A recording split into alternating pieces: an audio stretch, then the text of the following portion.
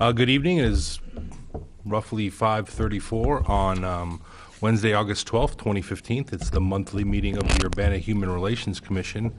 Could we please have a roll call? Francis Rydberg Baker, Here. Kevin Bowersox Johnson, Here. Daniel Larson, Here. Janice Mitchell, Here. Lisa Mosley, Here. Peter Resnick, Here. and Aisha Lam Sobe. Thank you. Our first order of business is to introduce our new commissioner, Janice Mitchell. If you have been a follower at all of this commission, then Janice will be a familiar name because she is returning to us, albeit in a different role, and we are incredibly excited to have her here. So, Janice, welcome, and if you would like to share an introduction, we would love to hear about what you've been doing since we last worked together. All right. Well, good evening, everyone. As introduced, I'm Janice Mitchell, and I was a member of the Urbana Human Relations Commission as a high school junior and into my senior year. As a student representative, I then went off to Eastern Illinois University and completed a bachelor and a master's program in education and in technology training and development focus. I've returned within the last 2 months as a teacher at King School, elementary school, as a kindergarten teacher. And I'm also very active in the community, and I'm very happy to be back with Urbana Human Relations Commission. So thank you all very much for having me back. All right. Welcome, Janice. Welcome, Janice. Thank you so much. So our first item of business tonight is to look over tonight's agenda. Are there any additions, edits, corrections that need to be made? If not, is there a motion to approve? I see no corrections. I move that we approve tonight's agenda. I'll second. All those in favor, please say aye. Aye. Opposed, the same. Likewise, we also need to approve two sets of minutes from our May and July meetings. Are there any, our May special meeting, which we had to finalize some business, and our regular meeting in July. Are there any additions, corrections, edits that need to be made? If not, is there a motion to approve? Move omnibus approval of both sets of minutes. I'll second it. All those in favor, please say aye. Aye. Opposed, the same. Public participation? Seeing none, hearing none, we're going to move on. We have no old business to discuss, so that means we can move to some new business. And first up, we have a presentation. Is this? This is Joy. All right. We're fortunate to welcome Joy George, the Executive Director of the Prairie Land Conflict Mediation Center, and she's going to share a little bit about this organization, what they're up to. And thank you so much for coming tonight. Thank you very much for having me. I sure appreciate it. I appreciate the invitation and to hopefully increasing the number of friends that I have here. Again, my name is Joy, and I have the not-for-profit Community Mediation Center. We are located in the old Robeson department store on the steamy 5th floor, especially when it's 90 degrees outside, and always good to have a overheated room when you've got unhappy people in it. That's true. But we provide free services to couples, either married or never married, who find themselves in court and need to have an agreement made about the children. And so that is primarily the cases that we have, although we are not limited to that. We do neighbor-to-neighbor disputes. We do landlord-tenant disputes. We do, just really the gamut that we are delighted and help and to have the opportunity to work with anybody. Again, our services are for free. I'm currently working on a project which I'm hoping to get a little bit of advice and support about. I'm interested in going to high conflict neighborhoods and setting up mini mediation centers in that particular neighborhood, having training mediators that would be residents of that particular neighborhood, and would really like to have the opportunity to talk further about it, to get some direction of where in Urbana that I might be able to set up shop. Again, we're interested in providing only free services to neighborhood residents, and with the ultimate goal is to, one, show how dazzling mediation is. You often think, oh, this isn't going to work.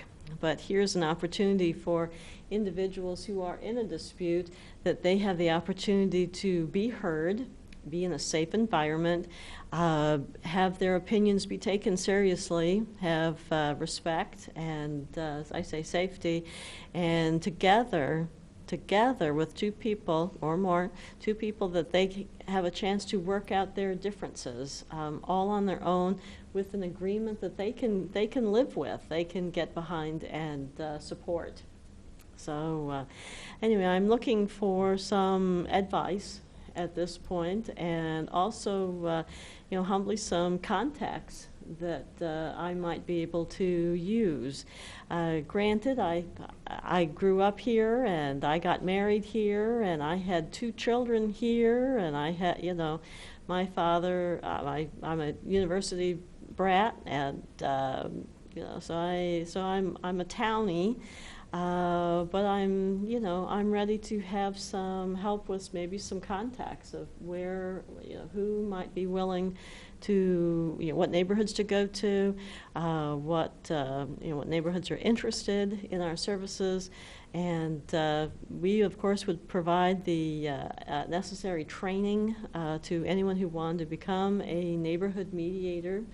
They feel that they are, again, a neighborhood leader in their community, and we wouldn't leave anybody alone. We would make sure that they had all the love and support that they needed and wanted, and maybe a little supervision just in case. And as I say, mediation can become a legally binding agreement. That you can get in trouble if you don't follow what you do. We always try to encourage people that, gosh, it may look great on paper, but in reality it doesn't really, it's not working at all. So we encourage people to come back to mediation and come up with an agreement that they can live with and they feel really comfortable doing.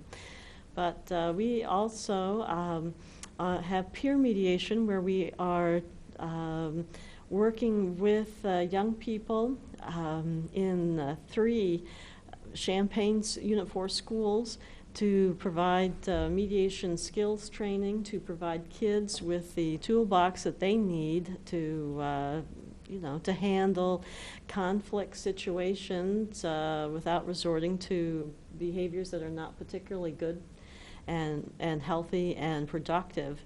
And that's another favor. I could sure use some contacts to help me get into some Urbana schools. It is something that I have attempted a couple of times over the year, but I'm not an insider, so I'm having a little bit of trouble with that one too. I'm certainly happy to focus it, create the program in the Urbana school with any way people want to. There are just a couple hard and fast, but mostly we tailor things to what the school principal can live with and feels comfortable with, and doing that. But as I say, I have great stories to tell, and I have a couple of standing gigs at the university where they just asked me to come in and tell stories of fun and colorful people that we have met and worked with. But Thank you. anyway, yeah, do you have any questions that you would like to ask me? Yes, I believe probably a few of us do. Okay. Lisa? So can I ask which schools you are in Champaign? We have a puppet program at Dr. Howard and with Stratton Elementary School, and we have a high school program going on at Central High School. The Central High School one is the one that we've been doing for the longest period of time, and that we're going, I think it's our 8th year. Wonderful. At this point. And I was honored truly, the last school district report stated that, school violence had been reduced to a significant level, by a significant level, through peer mediation. And again, we provide the kids, well, they're all kids to me, but we provide the students with appropriate training, and we meet twice a month over everyone's lunch hour. And as a mom, I do feed everybody because, it's your lunch hour and you better have something to eat. But anyway, we've got some amazing students who really have gotten the hang of doing this and understand the principles of, here is, the disputant's opportunity to be heard and understood and respected. Kevin, do you have? I have more. Well, first of all, thanks for coming. As an HR manager, I can tell you I understand your job, and I appreciate that there are people out there Thank in this you. community helping. In my experience with the schools, through a nonprofit organization trying to get into the schools in a similar capacity, in support anyway, not necessarily mediation, I have found going directly to the social workers has been an unbelievable way of getting into the schools, and I think social workers would be a great place for you to start. Two, I think the area charge group, the Central Illinois Human Resource Group, which is a subset of SHRM, would be great because I think you could also really help businesses and be training HR professionals and other folks that are responsible for mediation within the workplace because they're doing it untrained. So dear. not only in the schools, but I think you could be really helping businesses out as well in this community, Well, and I think the charge group would be a great place to start. Well, that would be wonderful. I sure appreciate that one. We have done some business, some HR work, and we have done some business to business. One business had a contract with another business, and that didn't work out as everyone was hoping for. Yeah, and I don't know, Alex, do you, like, for example, my neighborhood in Urbana has a distribution list. It is kind of one that requires access to the list by being a member of the community. But, for example, I could share your information with that list. So I don't know, I assume that multiple communities in Urbana have distribution lists that neighbors could choose. And I'm just wondering if, like, Perhaps. you setting a date for training and then that information being distributed to the distribution list would be the best way to get into the neighborhoods. Sounds wonderful. And see who shows up, see what their interest is, et cetera. I mean, these would be suggestions for accessing the folks that you're trying to access. But I think that would be wonderful. Friend, pardon me. Oh, this is just a small thing, but when my daughter was at Urbana Middle School, I was about more than 20 years ago now, she was involved in a peer mediation program that they had there. So there was one at that time, and it was a wonderful experience for her, and she is now, all these years later, she eventually became a clinical social worker in Chicago, and it's all the same girl wanting the same things, and it was very positive for her as well as those she may have helped. When I first sort of opened the shop windows, I knew the woman who did the peer mediation program at Urbana Middle School, and I found she was just the most creative person that I had really met for quite a while. I was impressed. Great. Peter. So I was just wondering, in terms of the community mediation stuff, obviously our mission has more to do with discrimination. Is there some tie-in that you see where we could help you with some of the stuff that you want to do? I do very much so. I feel that you are the resource in that you have clearly your finger on the pulse of Urbana, and you have a much better idea of the neighborhoods who could really use some mediation, and which sectors of Urbana could really benefit from such a thing. And at this moment, I'm trying to just remain really flexible so that, not to reduce my possibilities. And so, again, if you had suggested doing HR mediations, that's wonderful. We would be honored and delighted to be a part of that. And if you folks on the council say, gosh, hey, our neighborhoods are really doing pretty well. I don't see a need there, but I see a need here. I would be happy to address that. As I say, from earlier meetings that I've had in Champaign-Urbana, that I am finding that setting up small neighborhood mediation centers, using people from the neighborhood who have the neighborhoods have identified as leaders, to have them trained. Here we can have the possibilities of trying to resolve some conflicts before they spiral out of hand and they get into a case where now we find ourselves on the 5 o'clock news, and there are people who are not with us any longer. And I do understand that there was one young person who in Rantoul, and it just breaks your heart that there's someone who has so much life potential in them, won't have that option any further. And as I say, if we can provide, as I try to tell the kids that, feeling the emotions of anger are completely normal. Everybody feels that way. It's what you choose to do with that feeling. That is where the troubles often come.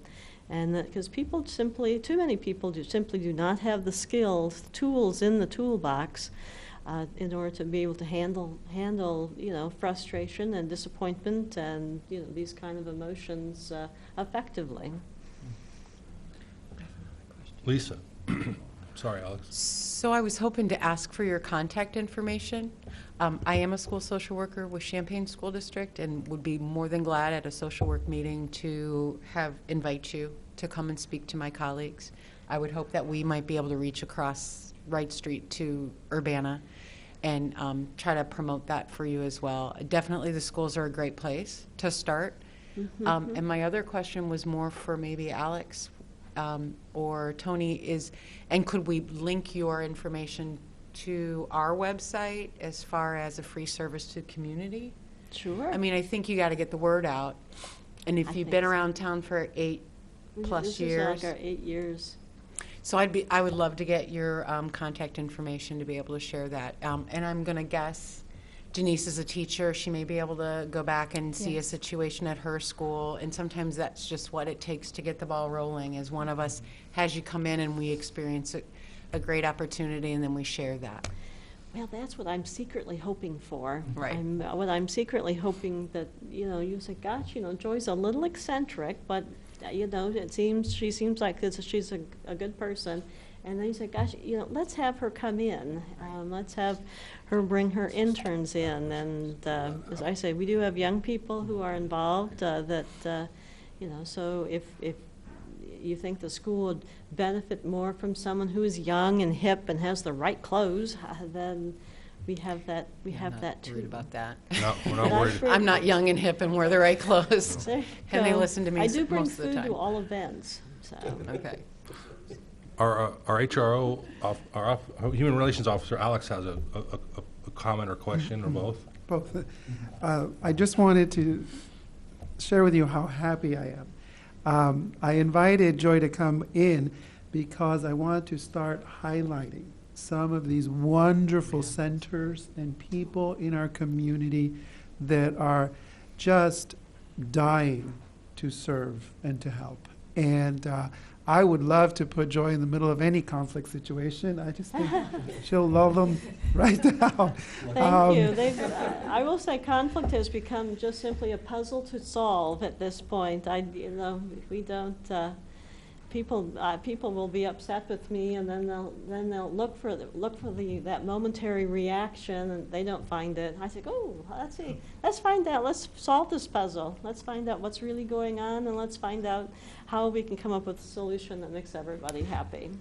And so the invitation was extended so that we could get to know her and observe her, and partner with her as we move forward. And so I'm creating a mini database for us as a commission to be able to respond quickly. What are those services that are available? So to your question, yes, her information is going to be uploaded into a little database that all of you will be able to access, and eventually tied into our website in community relations.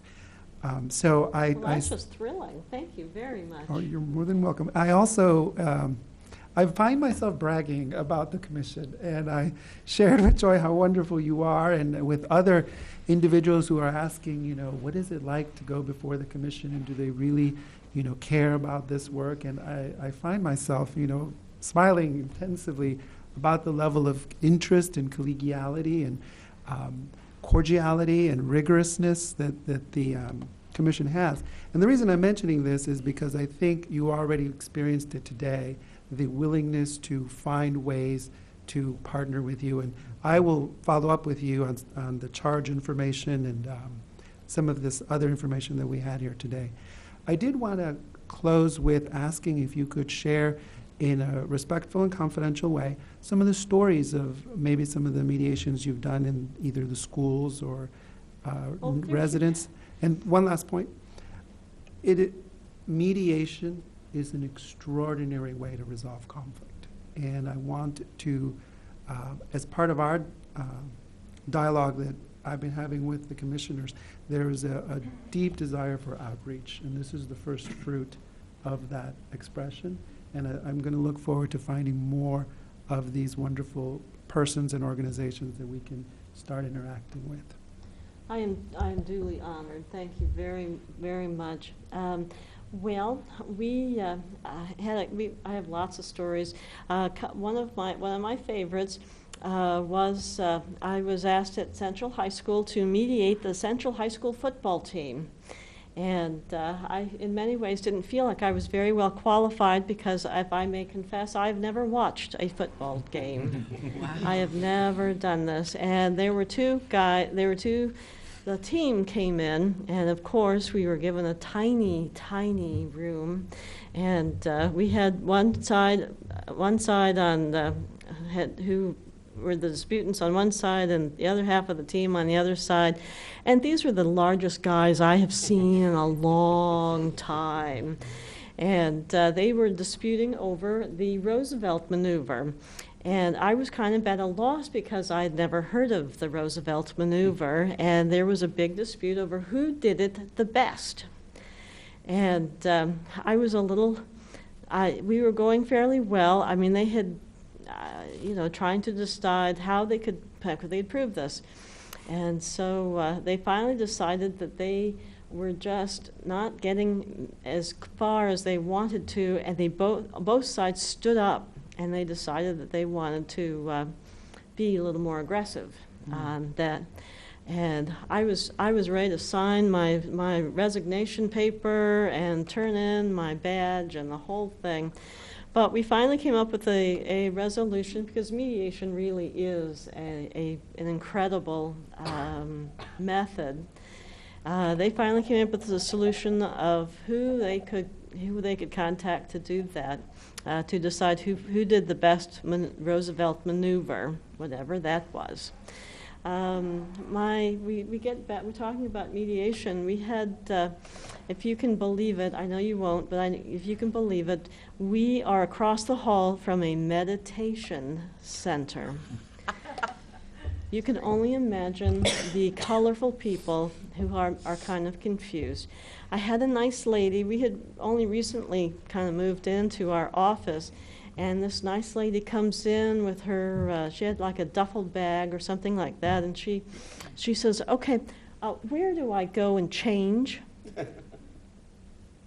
And usually I always have something to say, but I'm afraid I was just stymied. I really was a little confused. And this woman got a little more upset, and she leans into me and she says, "Where do I take my clothes off?" And I said, "Ma'am, you got me on this one. I don't know." And I finally decided, well, I think you need to be across the hall, from all of that. But yes, it is true. We've had people who took their clothes off, and people who have, in a job previous to this one, we had a gentleman. I lived in Texas. And I was a mediator for rural Texas families, and we had a gentleman who wouldn't sit down.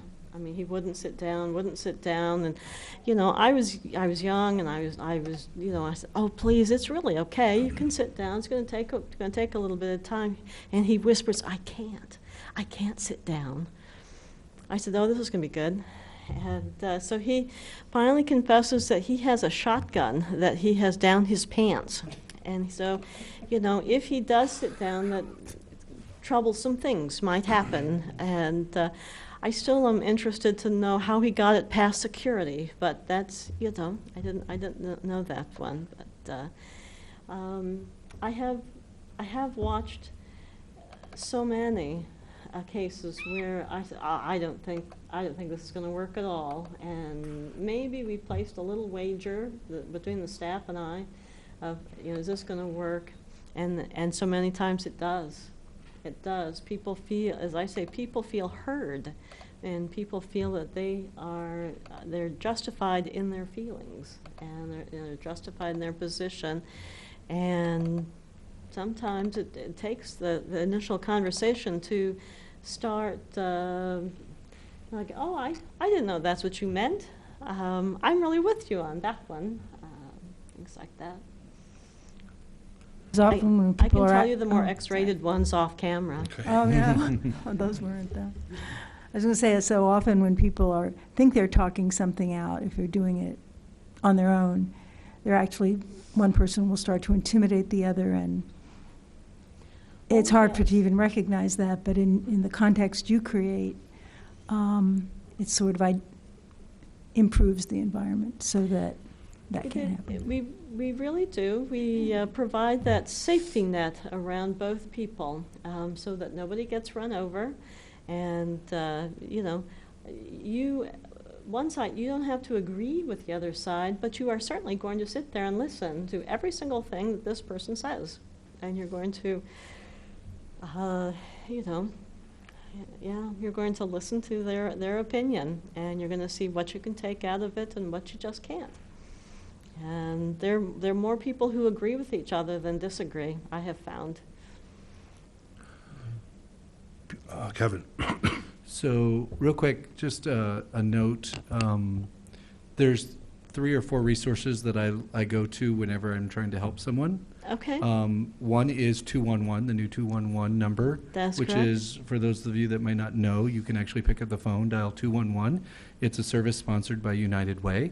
That's and right. You can tell them what you're looking for, and it's kind of a first stop. They will tell you what resources are available in your area based on that. And you are in that database. See, Excellent. The other we do have is young people. We have young people who know how to get us enlisted in these things. Awesome. Yeah, that's great. The other is the cities each have a combined quick help guide, which is emergencies, crisis, and other information. It's a 7-page guide, including food pantries and stuff. You are not in that, and I would like to see, because that is co-sponsored from the cities, I think it would be great to add this resource to that, and that's something that could be helped out through our office if possible. And the other is the self-help, the Family Services Self-Help Center database. And it could be that I just can't find what category you would be under, because I can't find a category and you're not under other, but I could not find you under that. But that would also be another. And so if I can get your resources, I'll send you the contact to get you added to each one of these.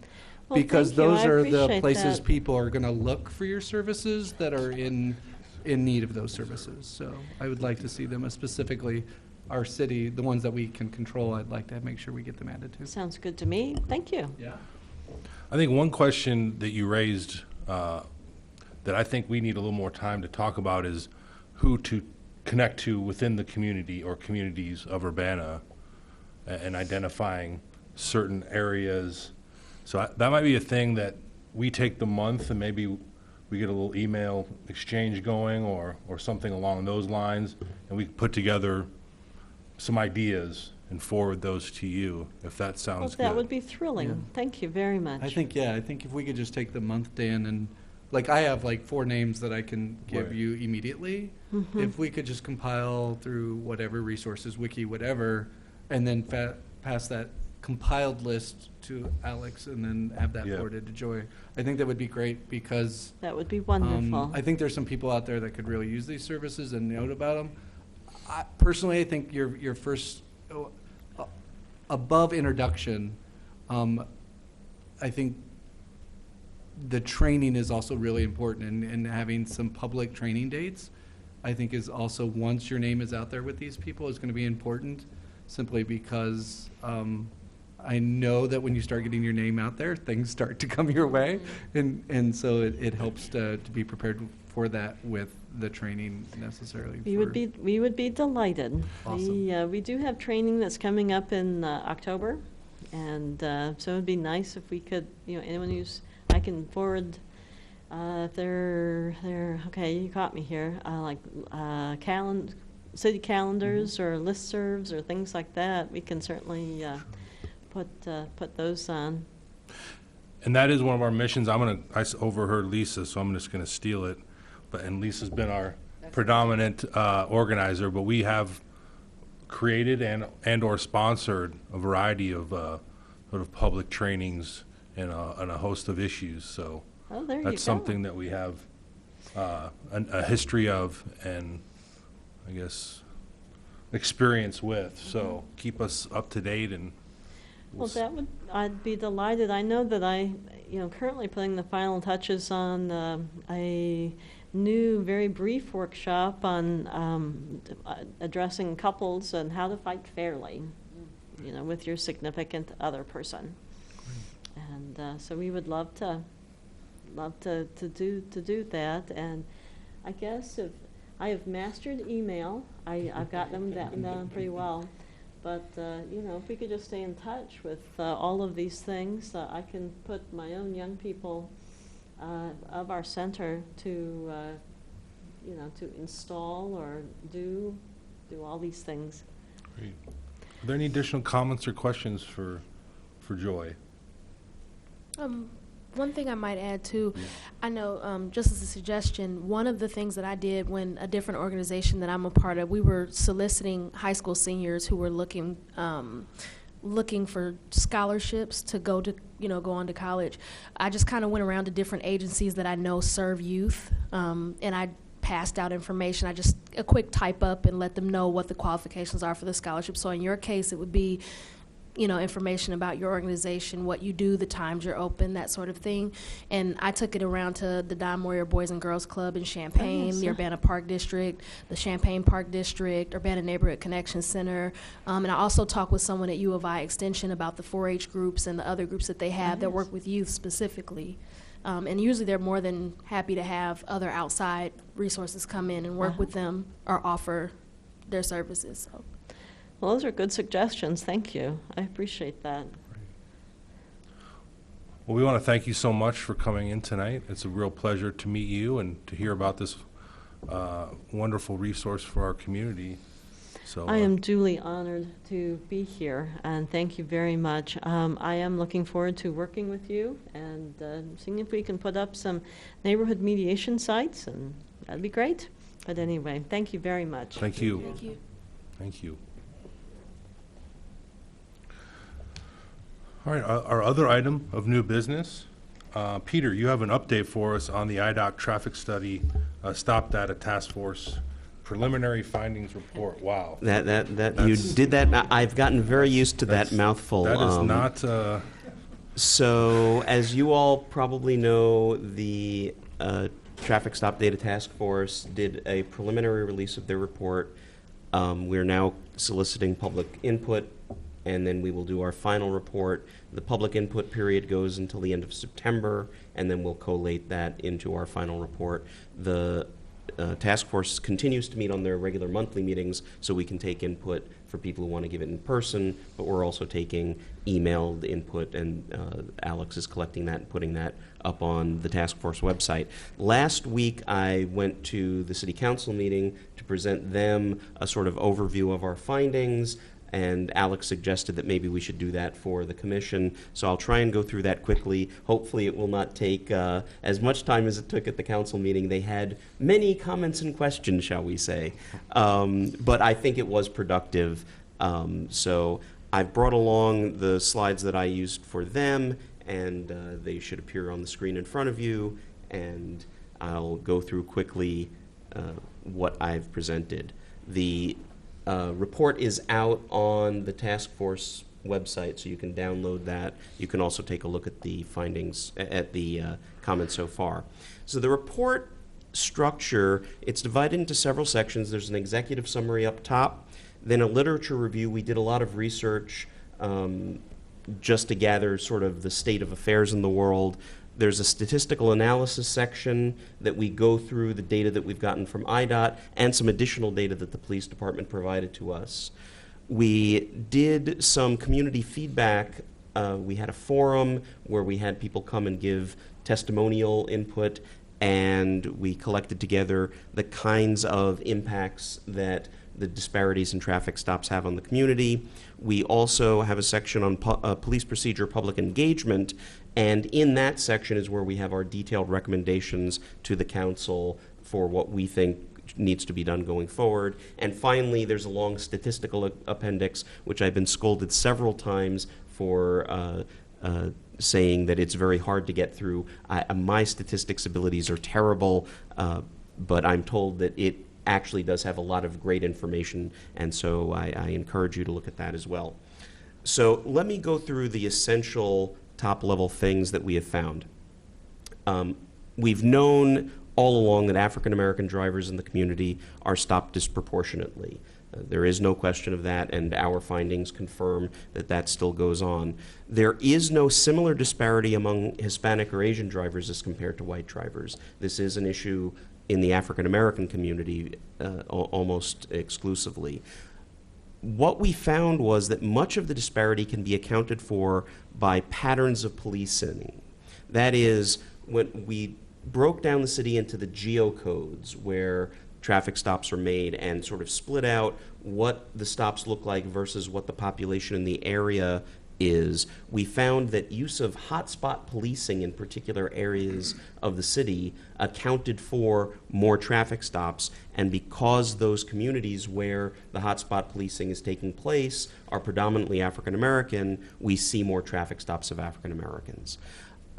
So for instance, when we took a look at the STEP program, which I'm terrible at remembering the acronym for, but this is the traffic enforcement program that the police use if they have a particular place where people are speeding or people are blowing through a light or a stop sign or particular safety issues. They go and do specific traffic patrols. We see far less disparity. Although we still do see some, we see far less when it's all about the traffic stops and not hotspot policing. One of the other things we did find, however, is that some of it is accounted for by bias. We took a look at the data using a veil of darkness study. What we do is you take two different times of year. At one time of year, it's dark at a particular hour. At another time of year, it's light, and compared the traffic data on those two different occasions. And it turns out that when it is dark out, the likelihood of disparity is much lower. We did find some evidence. It does not account for the vast proportion of disparity, but it does account for some. And I'll mention later, I think most of us on the commission are aware of the concept of implicit bias. We don't have a good measure for how much to expect, but the numbers are such that at least I'm of the personal opinion that a lot of that bias can be accounted for by implicit bias. We also noted in our report in our preliminary findings that African American and Hispanic drivers have very disproportionate outcomes as compared to white drivers. They are much more likely to receive citations than warnings, and they are much more likely to receive higher fines. Part of that is due to the kinds of citations they get. And so, for instance, one of the highest fines in the city that you can get is getting a ticket for driving without insurance.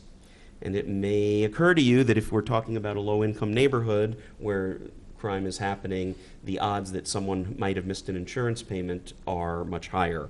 This, of course, has a very significant cumulative effect. We also found that African American drivers and Hispanic drivers are much more likely to be searched. Those numbers, the actual number of searches is quite small, but we did still find significant disparity in those searches. Yeah, please, go right ahead. Sorry. I was just wondering, the groups that are being compared here are solely racial, and actually certain races are chosen. So we have white, Hispanic, Asian, African American. Right, only. And Is that these correct? are selected by the officer making the stop. So when IDOT created this program, they basically give you a sticker that they put on the back of the police incident report, and they have to tick off the information This about the person traffic is of stop. which race, according to Which these race, boxes? which gender, what the time was, how Oh. long the stop was, et cetera, and so They do forth. record gender. Do Yes. they record age? That's a good question. Mm-hmm. Alex, do you remember the sticker? You'd think I would. I believe they do record age. Well, and certainly, on Yeah. the flip side, on the driver's license, the They can see information it. they normally collect, they probably have that information as well. Okay. Well, I just wanted it for the context. Thank Yes, you. absolutely. If may I just add a comment? Yeah, Alex, Um, please. We have the data, whether on age, whether it's reported to the state, I don't know. And at the moment, they're looking at the state data. And we did look at additional data than we send to the state, but Alex is exactly right. IDOT requires us to report particular information in particular redundancy. And I don't remember the exact items that are sent to the state versus the ones that we have collected and used internally. But a good point, and I will check that out. As far as community impacts go, we looked at community impacts from several angles. We did interviews with community members to get their firsthand experiences. We did research quite a bit of the literature, and we looked at data regarding the impacts. With regard to financial impacts, obviously, if you're stopping a particular class of people more often, you have a higher likelihood of getting a ticket and therefore a fine, just by sheer numbers.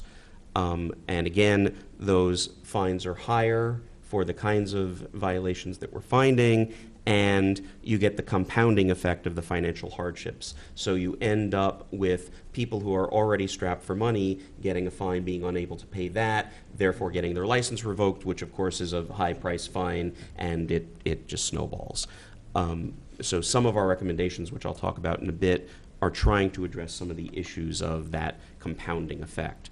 We also took a serious look at the social, psychological, and truly physical impacts of being stopped. Obviously, being stopped repeatedly causes anxiety. There's a difference in anxiety between the kind of anxiety I have of, darn it, I'm going to get a ticket, and can I afford it, and what's going to happen, and oh, my dad is going to yell at me, or whatever it might be, versus the African American experience, which we heard very overtly of being in fear for one's physical safety. And that level of anxiety is tremendous, and those things together increase the likelihood of a very dangerous outcome. Because if someone sitting in a car is in fear of their physical safety, and the officer is either aware of that at the get-go, that there's going to be someone who is very anxious behind that wheel, or reacting to that driver's reaction, there's going to be a ratcheting effect. and that's where a real disaster can take place. One of the things that we make very clear in our findings is that these negative impacts exist independent of whether any particular disparity is justified. Whether it's all due to patterns of policing that are reducing crime rates and that people in those neighborhoods may be asking to bring in more police to enforce laws, the negative impacts that we're seeing are going to happen independently. And so these are things that clearly have to be addressed. When we talked about police procedures and public engagement, we did note that the department is already making efforts. One of the things that was interesting, we had Andy Charles, Sergeant Charles from the police department on the task force, and communicating back with the department, we already had changes going on while the task force was working. So they, as we noted, we really think it's important to see more data. The police department's already collecting more data on different kinds of things like the nature of the stop, what was the reason for the initial stop. The department is also doing particular trainings on the proper use of traffic stops. Why is it that you're making a traffic stop? Are you accomplishing that goal by making this particular traffic stop? The department is already engaging in that kind of training. The department also is looking at implicit bias training, has done so already, has brought in folks to talk with officers about implicit bias, how to counteract implicit bias. So we think that's very good. And they've done some decent amount of engaging with the public. They've been doing Cops Corner videos. They've been doing ride-alongs with folks from the public. So these are things that are all going on. Obviously, much more can be done. We've asked, we want to look at hotspot policing and investigatory stops where maybe someone is being pulled over because of a broken taillight, but the true reason for the stop is I'm up here in a hotspot, I want to pull over folks who are pulling up in front of this house that we suspect is selling drugs or has weapons or what have you. So we identify traffic violations and do the stop as part of an investigation. What needs to be done is working with the community to make them aware that that kind of stuff is happening, make sure that they understand, make sure that there's good communication between the community and the department so that if we're going to be doing investigatory stops, we can at least identify, okay, if I pull up and this person is not part of the target of this investigation, I can say, I did notice your taillight was out, here's a warning, please try and get it fixed, but maybe change the behavior. We also think it's very important for the department to start collecting and analyzing data that we're collecting much more regularly. We want to review ticketing practices and fines. There's no reason that the outcomes need to be disproportionate just because you happen to be patrolling in a neighborhood where people are engaging in the same kinds of activities that they would engage in neighborhoods that you're not patrolling doesn't mean that I happen to live in this kind of neighborhood, therefore I should get twice as many tickets for rolling through a particular stop sign. We have seen some... Peter. Yes, I'm sorry.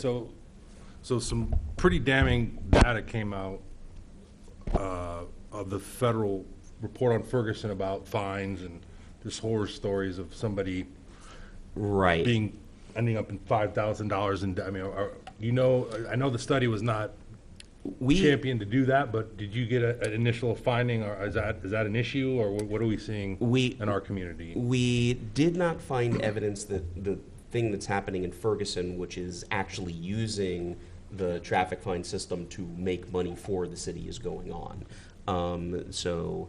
As far as the compounding of debts and the court system, we didn't get far enough into it to give a really good report, but we did find that disparity in the numbers of fines and the amounts of fines, and we've certainly had accounts that clearly people are getting into more and more debt because they get a ticket and then they can't pay the ticket and then they lose their license and they still have to drive to get to work and on and on and on. Okay. So the effects are similar, but we're not seeing that kind of systemic problem. Okay. Thank you. Didn't mean to. No, not at all. I appreciate mentioning it. One of the things that we've looked at There are some places which have programs to help lower-income drivers with insurance, sort of a group insurance rate that have been sponsored by city governments. I believe this took place in Detroit, and I think there are other examples. Asking the city council to look into these sorts of programs.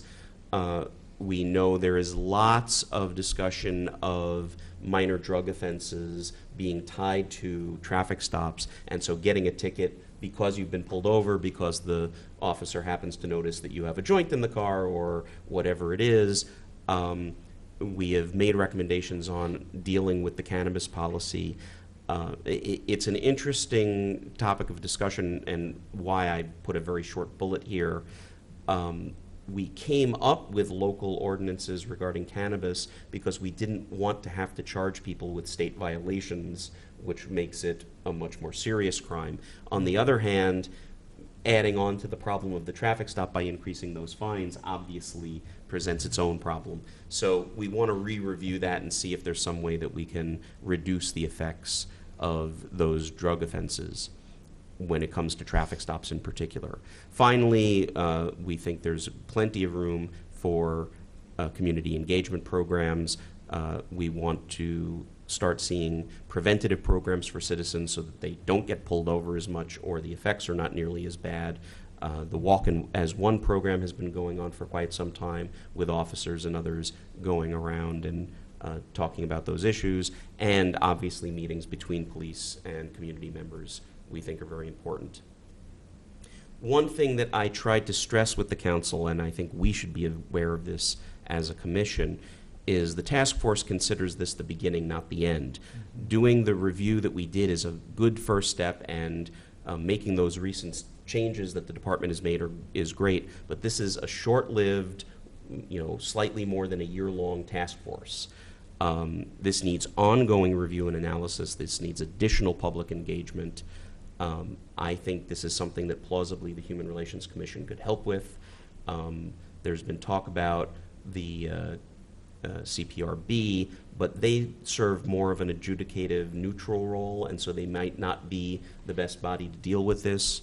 I think it's the kind of thing that we really do want to look into getting some more engagement about. Finally, obviously this is happening in a larger context. The national issues that are going on with regard to policing and race clearly inform how citizens view all of these issues. And we need to address the issues that we're having even in the smaller context simply to avoid the tragic kinds of encounters that we're seeing elsewhere. And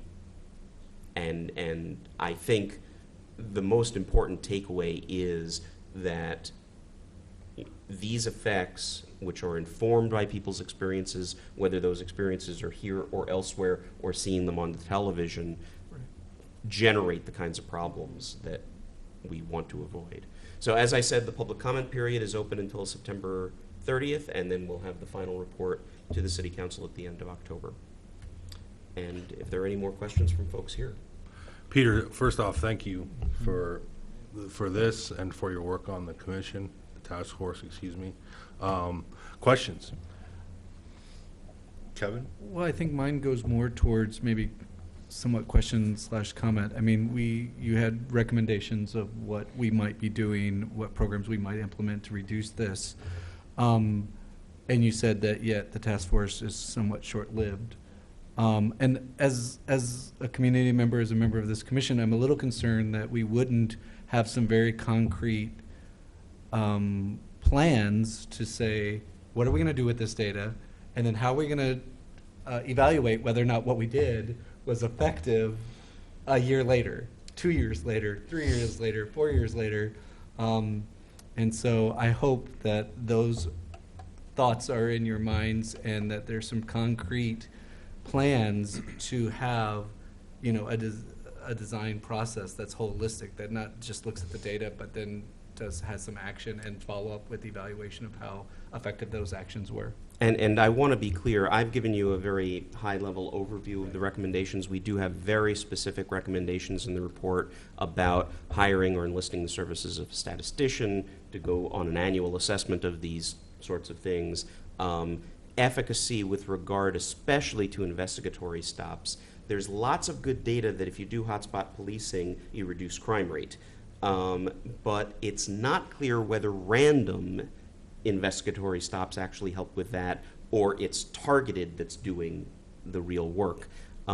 There's obviously the other, if you empty a neighborhood, that reduces the crime rate too. You want to have effective and, good interactive techniques that make life better for the folks living in those neighborhoods. So we do have a lot of recommendations, but I think your point is well taken. These are recommendations to the city council and to the police department to do something, and this is why I think having our commission or maybe others involved in this discussion in an ongoing way, I think is very important. So I expect to keep my finger on this and make sure that things keep moving. I believe that others on the task force and some community activists are very motivated to do so. And I would ask that we keep looking into this. The cannabis one in particular, we looked at, I think, a year or two ago, the ACLU report on the disparity in cannabis arrests. And so I think having those discussions, this is part and parcel of our mission. Yeah, and I think if we could contribute to anything along the lines of a program to help our working class families with auto insurance, I mean, that's certainly right in our wheelhouse, because I imagine there's certainly some discrimination that goes on in that sort of industry as well. Right. I don't know. I don't want to make any. But it's certainly something we can examine. Yeah. Fran, do you have a question or comment? Just going to respond, when we're talking about the cannabis issue, that it's important, and I think this commission is part of its mission is to have this broader perspective. And I think it's important because I know some of this whole effort is a response to specific problems and specific statistics that don't capture all the problems. I mean, we have people maybe getting treated differently because they're wearing Islamic headdress or something. I mean, that doesn't even touched. So that's all. Just that it's better to have a broader. I'm sorry, I don't know what's wrong with my voice. A broader perspective. And I agree. And one of the things I tried to impress on people as I've been talking about the report is, at some level, you think, oh, traffic stops. Well, that's sort of minor compared to the things we see in the bigger picture.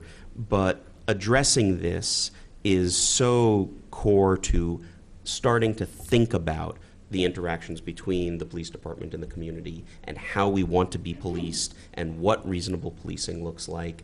And this is the tip of an iceberg, but it's an important piece and something that we really do need to address. And it has huge impacts. Absolutely. Like we talked about. When the snowball effect of I can't afford the ticket, I can't get my car out of impound, I can't get to work because I don't have a car, or I'm afraid to drive my car because I can't afford to fix the fix-it ticket piece, it just snowballs to impacting people's lives dramatically. And so it may seem small, but I think it actually has huge impacts in our community. And the kinds of fears that folks have about those traffic stops are the kinds of things that will eventually lead to a really horrific, tragic outcome. And so addressing this lowers the temperature, lowers the odds that something bad is going to happen. We're a very mobile society in the terms of everybody having a car, and so this is a reflection of all our larger social and economic problems tend to be showing up or driving some of these problems and how sensitive we are to them. Absolutely. Yeah. Any additional comments or questions? Thank you, Peter. I just have one. Can you share, or does the report list some of the hotspots in Urbana? Yeah. If you go into the statistics section, there are, I believe, several of the maps. Well, yeah, that's a good question. No, he didn't include the maps, but he did include. Alex has it. Oh, do you have the Oh, geocode maps? No, I was just going to ask. I was going to ask if you could show us how to load the report, because I wanted to suggest something to the commission. I deeply value the collective wisdom and intelligence of this body. And I was wondering if it would be a good idea for us to give ourselves a homework assignment to read the report by next session. It's not terribly long. It's really, as Peter mentioned, it's in two big parts. The first part has that executive and then the analysis. And then the second part is like the meaty data. So if you're a data person, you can dig into it. If you want to stop at that point, I think the report. And then what would be nice, I thought, is, just one second, Peter, before we get lost, is what might be nice is for us to talk a little bit about it next time, because we will be in right just before the closing of public comment, and then Peter could have this body's thoughts and maybe suggestions, if any are appropriate. That would be terrific. So if you go to the City of Urbana website and you navigate through the boards and commissions to the IDOT task force, you will see, other than our membership down there, the preliminary report is right on the top of the list of files at the bottom. And the request for public comment includes the email address to send comments to and a bunch of the public comments we've seen so far. It's not huge in terms of file size. Yeah, no, that's reasonable. But it's split between, I think it's 30 pages up the top and 60 pages down at the bottom of the main body of the report, and then all the statistical analyses. And if I could just add, some people are very comfortable reading documents on their desktops and laptops and iPads, and some are not. So one of the council members said, I really need a paper copy. Will you print one so I don't destroy my printer cartridge at home? And we said, of course, we'll have it copied and ready for you in 24 hours. So if any of you would like a paper copy, we'll print it. Just send a request to the office, and we'll have it printed within about 24 to 48 hours. Thank you, Alex. Again, Peter, this is a second thank you. We're really grateful. I appreciate it, and I think this group of folks, we've been dealing with these issues for a long time. These are tricky issues to discuss, and there's sensitivities here, and we have to be aware of them. I trust that we all have exactly those sensitivities, but as you talk to folks in the community, these are tricky issues, and people can get defensive about it. They feel like they're being accused of something nefarious or terrible, and it's important to sort of walk through this carefully with folks as you discuss it with them. So I appreciate you looking at it and sharing it with others and getting your comments next month. Yeah, let's have an item on the agenda, specifically our reactions and our feedback. Is that okay? Perfect. Okay. That would be great. Peter, thank you. Thank you. Alex, you're moving from on deck to whatever, at bat. Sorry, your staff report, please. Excuse me. Yes, of course. We have today before us applications for EEO certificates of compliance. And the first one we have is Insight Public Sector, Inc. We have reviewed their file, found everything in order, and would like to recommend to the Commission approval for 2 years. We'd like to note that their percentage of minority representation is 23.9%, and it's pretty nicely distributed throughout the categories. Yes, it is. We have. The second is, and that's a first application. The second is a request for a renewal of a certificate of compliance. Previously, Farnsworth Group received 6 months, and this time we'd like to recommend that they be awarded a 1-year certificate. They've increased their overall percent from 4.8 to an 8.0, and they've experienced increases across the board. That's great. We have. Thank you, Alex. And then lastly, Lastly, we have Fwitz Contractors, and they were previously certified for 1 year. We would like to recommend that they be recertified for 1 year. They have experienced a slight decline in overall percentage, but they've also reduced their workforce significantly. And I think that in 1 year's time, we'll be able to look at their new numbers and see how they've been doing. Any questions or comments?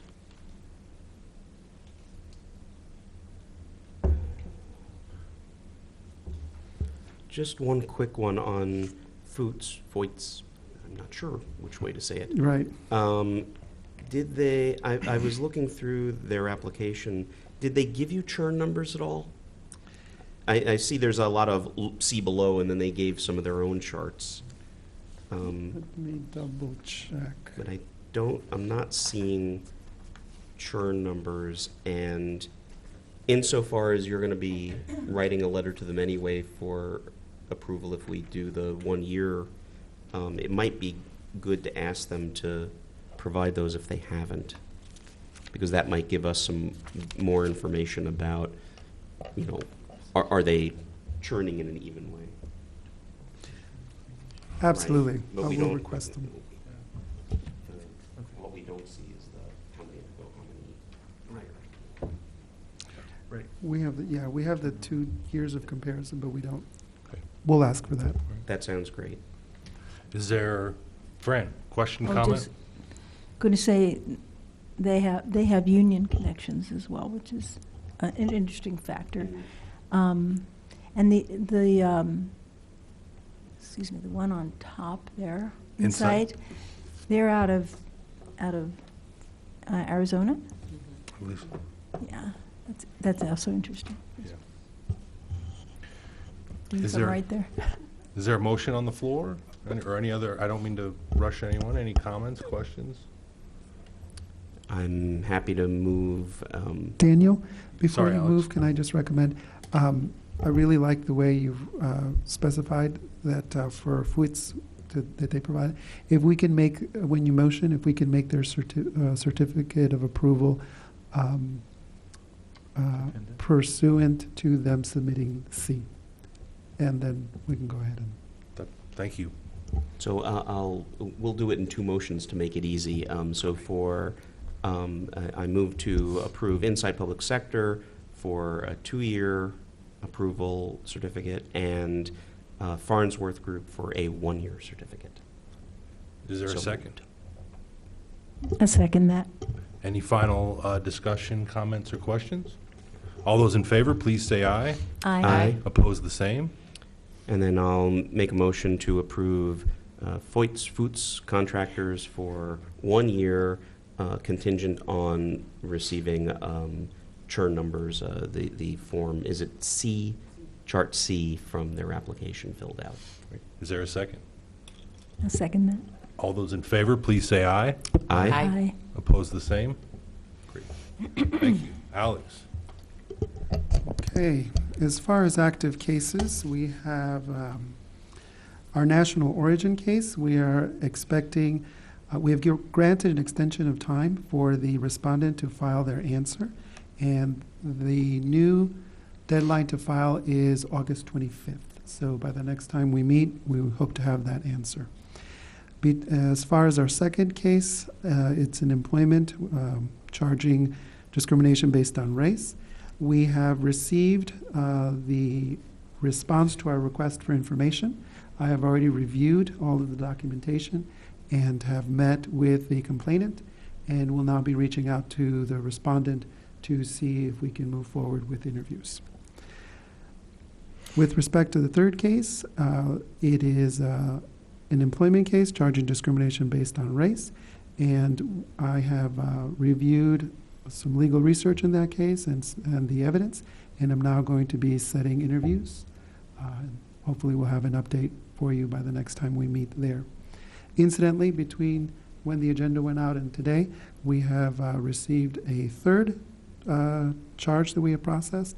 It's a housing case, discrimination based on age, I believe, race, and personal appearance. And we just started that, and I'm already in dialogue with the owner of the housing to see if we can resolve that case. Thank you, Alex. Are there any questions or observations? Okay, back to you, Alex. With respect to the monthly activity report, we have received, between when this report went out, and today we have taken in a new substantial contact.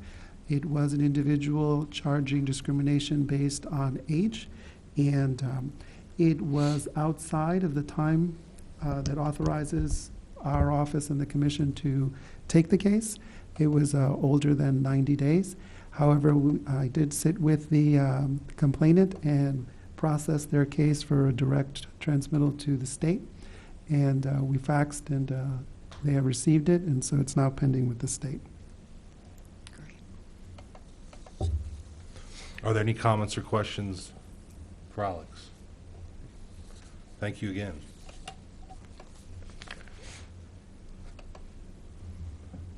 I think, lastly, any changes, any updates to our budget report? We spent any money? I think it looks, We've just started. No. or did, yeah, we I did was just just start. thinking, we haven't spent any money probably. Oh, we haven't did it. Yeah? Yes, we do have one new Or item Sponsorship. in the grant and sponsorships line item. Oh. It was a $1,200 sponsor, our annual sponsorship of the Champaign-Urbana International Humanitarian Awards. That was payable to the city of Champaign. That's the only new item we have. Gotcha. Thank you, Tony. Did folks receive their invitations Yes, I did. in the last week or so? Okay. Alex, thank you so much. Are there any announcements? I'd just like to personally thank Alex. We had a wonderful meeting, he and I, several weeks ago, as part of his process of sort of getting acclimated to this new position. I was really excited and invigorated by our conversation. I hope you all had similar experiences. I want to thank him for taking the time and sharing. It was a really inspiring and just, it was a great conversation. So thank you, Alex. I did want to provide just a quick few little updates. Since the last time we met, I mentioned that I was going to be attending the Pathways to Apprenticeship program on behalf of the HRO and the Commission. I was able to attend. It was an outstanding success. It was held at the Douglas Center, I believe. It was standing room only, great turnout. Almost all of the unions appeared and had presentations.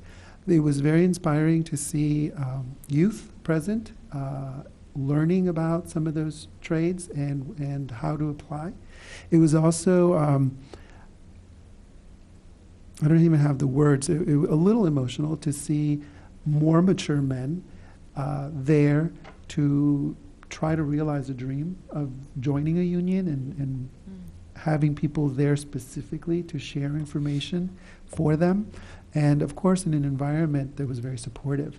The event was sponsored by Representative Carol Ammons and City Councilman Ammons. Urbana had an outstanding turnout. Councilwoman Diane Marlin appeared, and Charlie Smythe appeared.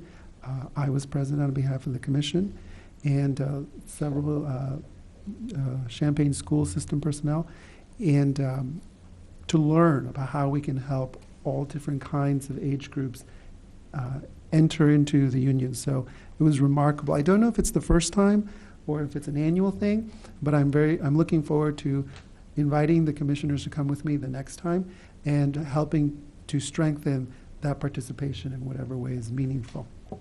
It was truly outstanding.